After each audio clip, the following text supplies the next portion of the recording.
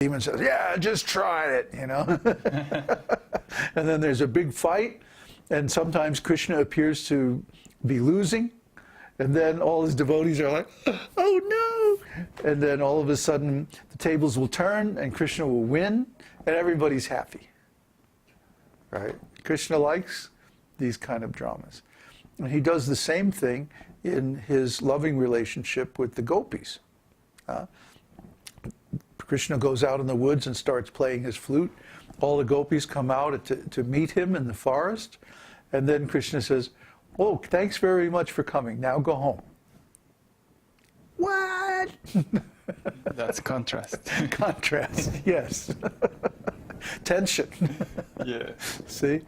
So Kṛṣṇa builds tension and then he releases it in different ways. Sometimes he'll build tension, then he'll create a different tension and play the two against one another. Kṛṣṇa is a great master of all these amorous arts. So this is rasa. Rasa means that which is enjoyable, that which is tasteful. And Kṛṣṇa is the most tasteful of all. So he manipulates his pastimes in such a way to make them more and more tasteful. See, and he knows exactly what each devotee needs to stay interested, to stay engaged, and to keep relishing these pastimes more and more. And he gives just that to each devotee. Our side of it is that we need to just completely surrender to Kṛṣṇa and not make conditions. And say, well, if you're nice and everything is easy, then I'll serve you. But if there's too much trouble, then I'm going to withhold my service or something like this. No, that's Maya. That's conditional devotional service. Or mixed devotional service, where we have some desire to serve Kṛṣṇa, but we have reservations or we have conditions. We set boundaries. Kṛṣṇa, you can do this, and I'll serve you. But if you do that, then no, I'm not. You know, see, we're withholding our full surrender. So this conditional devotional service has elements of selfishness in it. Therefore, it's not pure love. See, that's why Chaitanya Mahaprabhu in his Shikshashtaka says, Kṛṣṇa, you are my worshipable Lord. No matter whether you treat me nicely or you crush me by your embrace, you are still my worshipable Lord unconditionally.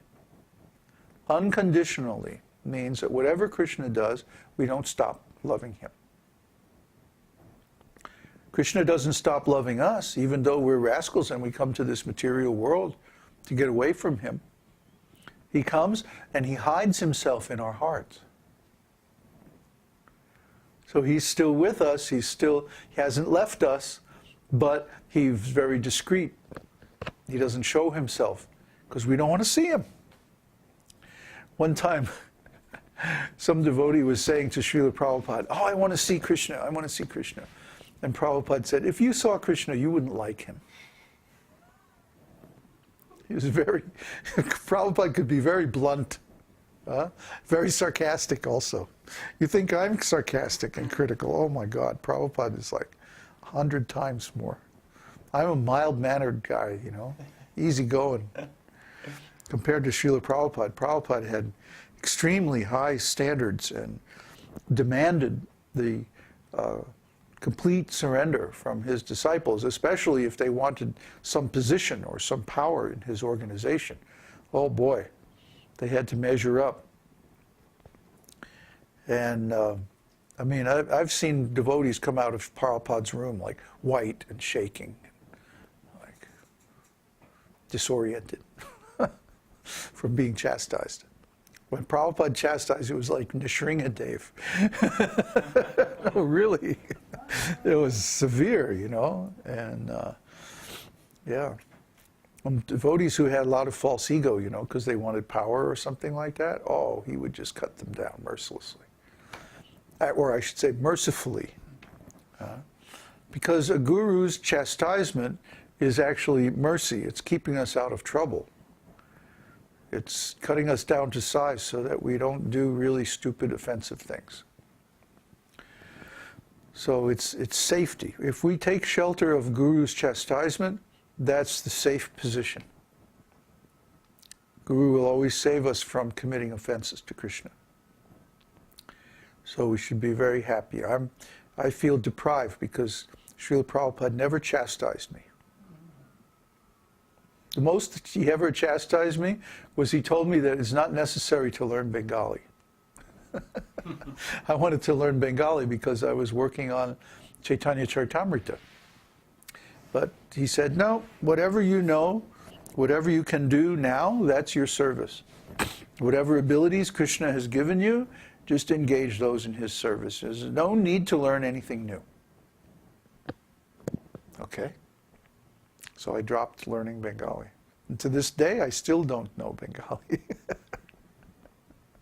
So whatever Srila Prabhupada used to chastise was actually for the devotees' benefit.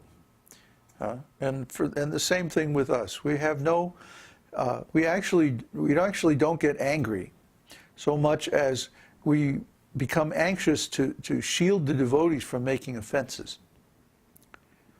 So, don't do that. If a child is about to touch something hot and the mother grabs his hand and says, don't do that, it's not because the mother is angry. Mother is trying to save the child from being burnt. Don't touch that flame. See, the mother's not angry. The mother is trying to teach the child something forcefully enough that he'll be protected. So similarly, the spiritual master sometimes has to be very assertive. Like, don't do that. Because if you do, you create some offense. You fall down. You may ruin your devotional service. So he has to be very assertive. Doesn't necessarily mean that he's angry or that he hates you or he doesn't like you or any of that. That's all our interpretation. Our false ego comes in, oh, he chastised me, boo-hoo. I remember one lady in Vrindavan was supposed to get second initiation from Prabhupada. And she had just been polishing the brass. And you know how when you polish brass, you get the taint, what is that called? The tarnish. You get it all in your fingers and everything. And it takes days to come out, right? So she had just been polishing the brass and she went into, someone called her, okay, it's time for your initiation, like just out of the blue. So she went into Prabhupada's room and Prabhupada took one look at her fingernails and said, no, I'm not going to give you Brahman initiation. Brahman has to be clean. Brahman means cleanliness. In fact, a Brahmin leaves a place cleaner than when he found it. And she was so freaked out. She was like crying and, boo, Brahman doesn't like me. But actually through her, he was instructing all his disciples. Meaning of Brahmana. So he must have perceived that his disciples were not observing the principles of cleanliness nicely. Even though they're wearing sacred thread, and chanting Gayatri mantra and all this, that they didn't have the important qualifications for Brahmana. So by giving this instruction, he was saving her and saving them from falling down because of uncleanliness.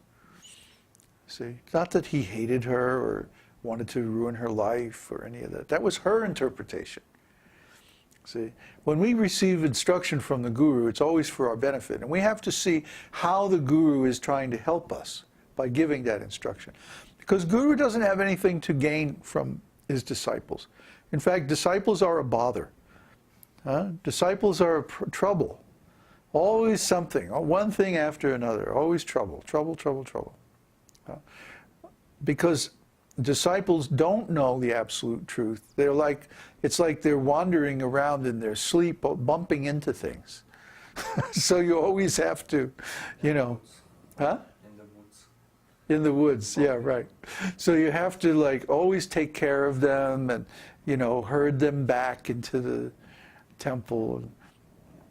I mean, it's constant botheration. Huh? So the guru doesn't gain anything by having a lot of disciples. But it's our duty to pass on this knowledge to the next generation, and that we have to do. We've been given that duty specifically by Srila Prabhupada. So we have to do. But that doesn't mean that we are really into telling people what to do, or chastising, or being heavy, or any of this. We don't like to criticize people. We don't like to chastise people. But sometimes we have to protect them, so they don't make some terrible mistake and fall down. So anyway, this art of preaching means that sometimes the spiritual master has to be firm with the disciple. But that's just like raising children. You have to do, and it's a